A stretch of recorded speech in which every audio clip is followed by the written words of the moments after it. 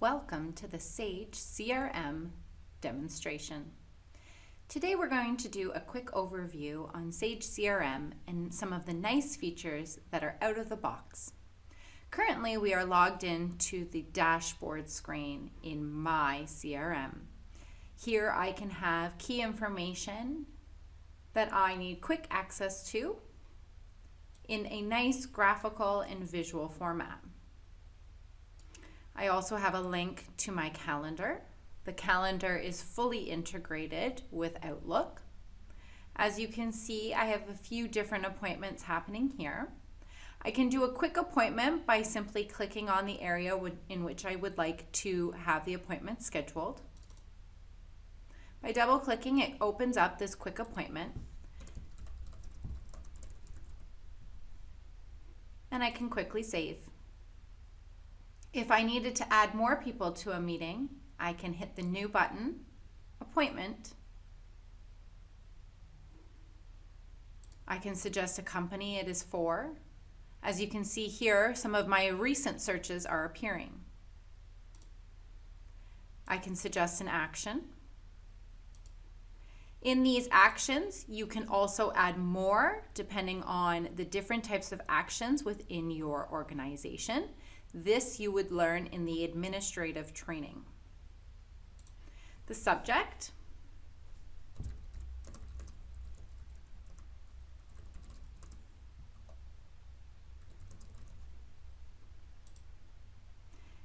The date and time. And if you'd like to add additional people, you can search and add them to the meeting. Once you start adding resources, you can scroll down to the meeting planner. The gray areas are areas where that particular person is not available. If you try to book somebody when they are not available, this blue turns to red.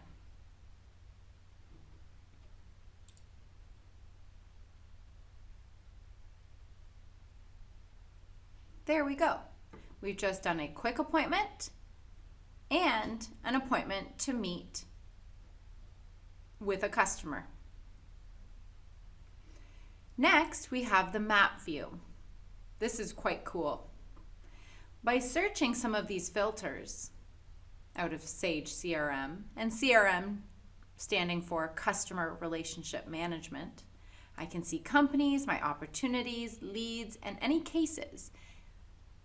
I can search within a distance and maybe some amenities. Here's an example of the Chicago area. But if we move along the map, it will update the filter.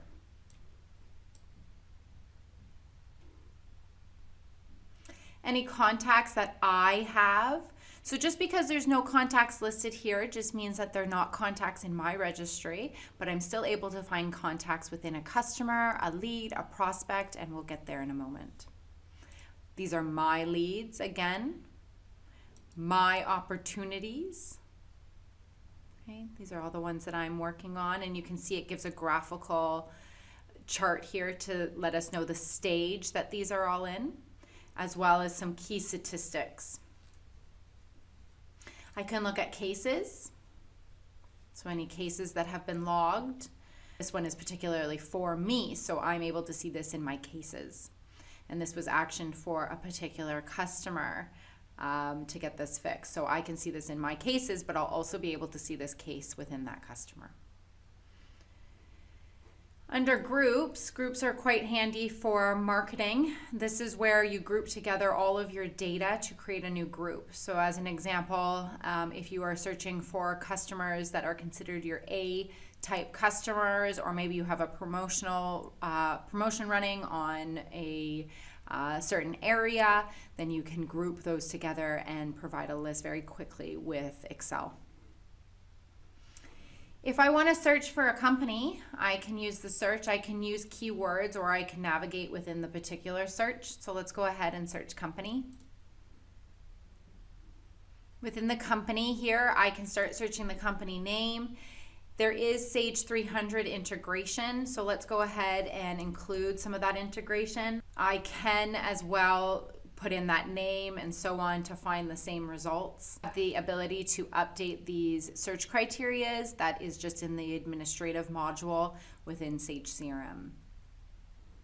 So let's go ahead and navigate into our customer here. There are 2 different companies that they integrate to as well within Sage 300, so it does have that option as well. So you're able to find different statistics. So this is looking at a company screen, so it's telling us company information. Again, all of this information that we're seeing on screen, revenue, source, mail restriction, so on. Those are all out of the box fields. All of these fields can be modified. You can add fields very easily, drop down fields. It's very customizable and all done by the end user. So again, on the summary screen, we're seeing the main address for the customer, the main phone number and email, and the main contact. But if we wanted to navigate further, because it is customer relationship management, there are multiple people within an organization. You are able to add those people here. So let's go ahead and add a new person, always starting with the last name. And then they want the first name. So let's say Keith, and enter the person's details. Again, all of these screens that you see here, all of these fields, these are all customizable. So, and when I say customizable, again, by the end user, you can add what fields you want or take away fields you don't need. The reason for this is to have a good database about your customers. So tracking every piece of detail that's important to you and important to report on, important to look up on the customer, and so on. So let's go ahead and finish this off here. He's going to have the same address. He's going to have the same phone number, but instead his email address is going to be Keith versus Jose. Let's go ahead and save that. Okay. So this is in the person's record. Underneath a person's record, because I can also search for a person. In that person's record, I also have the ability to have some quick tabs about this person specifically. So let's take a step back though, because it's important to see it on a company level. It will make more sense on a company level, and you can see how you'll be able to implement it on a person record or a lead record or opportunity. So navigating back to the company, and we just use that quick hyperlink to get back. I'm back to the person screen. I can see Keith has been added here. And so to add additional people, different addresses, and so on, this is how you keep that up to date. People are quite important when it comes to marketing. When you're sending out content, having the right people and who it's addressed to is very important when it comes to email notifications and so on. So keeping your people database up to date is imperative to marketing. The addresses tab here will hold additional addresses that you may have. If you had ship to addresses and so on, you'd be able to see multiple different addresses, and you can add those new addresses as well. The phone and email in this case is just one. It's just on the company record. Under people is where you would have different phone numbers, as well as under addresses is where you would have different phone numbers based on those locations. But this phone and email is the primary phone and email. Documents is quite handy. You can see here we've got one example of an attachment here. It is just a drag and drop, very easy to do. So if we wanted to go ahead and find a different record, here's another example of a PDF. I just drag. Take a look at those communications now. Under communications there, we can see an email out, and we can see that a meeting was set up to discuss next steps with them. So here I can set up a new task, a new appointment. I can generate an email from CRM, so they do have email templates that you can use. Let's look at the opportunities. So in this particular case, Bargain Mart does not have a new opportunity. So let's go ahead and look at setting up a new opportunity for Bargain Mart. We've realized that there's a different product that we can send them. So that's what we're going to call this opportunity. How did they get this information? How did we get this opportunity? We phoned them. What type of opportunity is this? It's a new license opportunity. and new sell of new product. Okay. And in this case, right now, it's saying that the open date is this. Once the opportunity is closed, you will maintain this.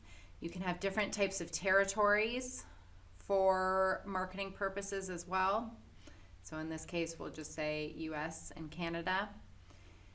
Currently, it's at a stage where it's at the lead and it's in progress. What's the priority? Who's it assigned to? We're going to go ahead. We're the system administrator today. If it's assigned to any particular team, then you can do that as well. And then we can go ahead and hit save.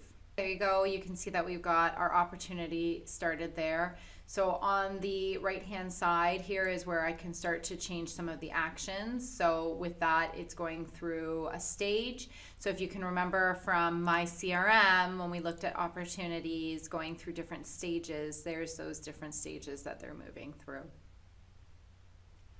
So within that opportunity now, if we go back to that opportunity, we also have these areas here where we have communications, we have documents, tracking, and so on, quotes, orders, so everything to do with this opportunity.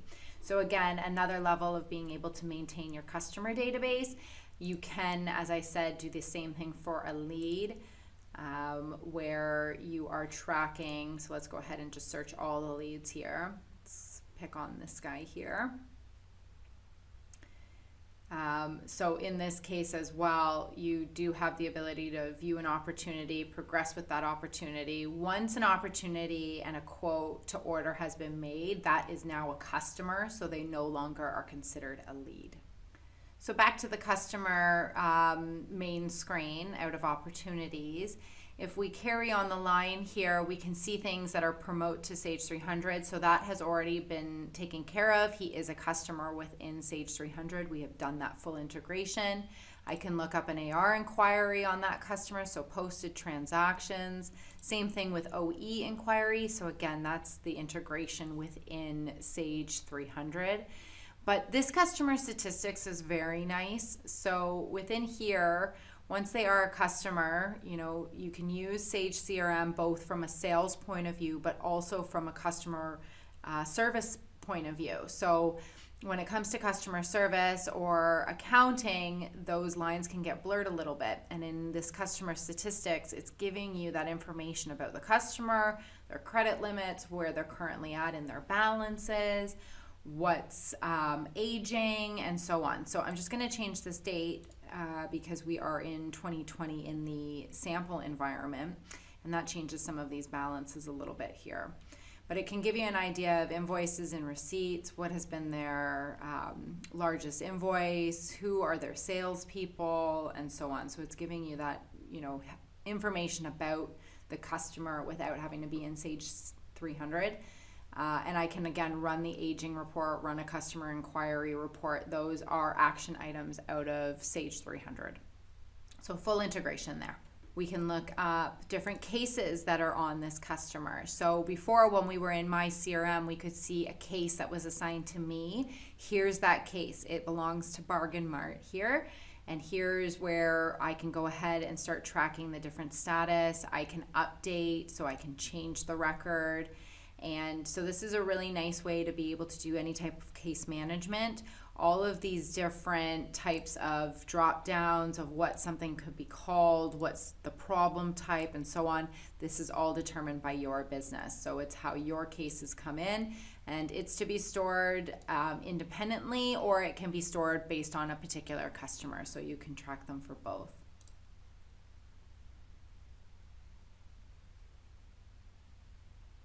So now that I'm in that case, I've saved that. Again, within the case, I can still see communications in that. I can have different types of documents that might be attached to this case to give me some reference information, some notes. I might have a knowledge base article to refer to or something within the case. So again, you determine your process, but it works very nicely to be able to track that. And it works through a workflow as well. If I reassign this case, then it will be routed through a workflow to designate it to the right person, and so on. Thank you for taking the time to spend with me today to do a quick Sage CRM demonstration. As you can see, traditional CRM solutions have been geared towards sales. Sales is just the beginning of this solution. You can track your leads and opportunities for sales, and from there, different types of communications, meetings, documents that you've exchanged, and so on. But once that opportunity becomes an order, that becomes a customer, and from that customer, you really need to nurture that customer and being able to store different cases, different documents, to also do effective marketing campaigns. So it's not just for sales. It's for sales, it's for customer service, it's for finance, it's for marketing, and so on and so on. Thank you so much.